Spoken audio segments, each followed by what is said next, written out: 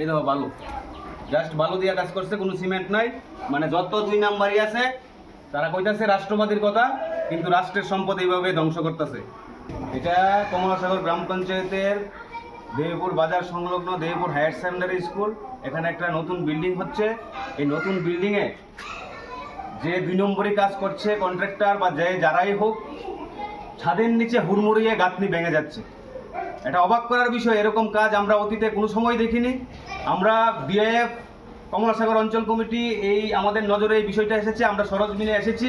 আমরা এর তীব্র নিন্দা জানাচ্ছি এবং অবিলম্বে এই কাজ বন্ধ করে নতুন করে সুন্দর করে কাজ করার জন্য আহ্বান জানাচ্ছি। এখানে এসে আমরা এসএমসি কমিটির চেয়ারম্যানের সাথে কথা বলেছি, আমরা যে পঞ্চায়েত পরিচালনা করে ওদের সাথে কথা বলেছি, তাদেরকে এখানে এসে এই কাজ দেখার জন্য আহ্বান জানিয়েছি।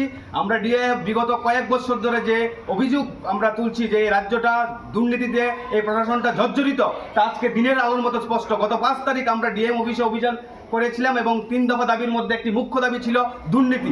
এটা আপনারা দেখছেন, আপনারা এখানে বালু দিয়ে ইট বসিয়ে চলে যাচ্ছে, এখানে সিমেন্টের কোনো গন্ধও নেই।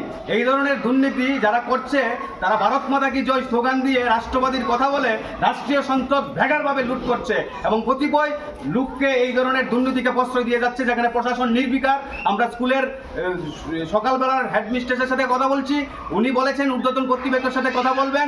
এখানে ভয়ে কেউ কথা বলছে না। আমরা ডিএফ কমলাসাগর অঞ্চল কমিটি আজকে সকালবেলা সমাবেত হয়েছি। যতক্ষণ না পর্যন্ত এর সৎ বিচার হবে ততক্ষণ পর্যন্ত আমরা আন্দোলন চালিয়ে যাব এবং বৃহত্তর আন্দোলন করবো। এই কাজ করতে আমরা দেব না।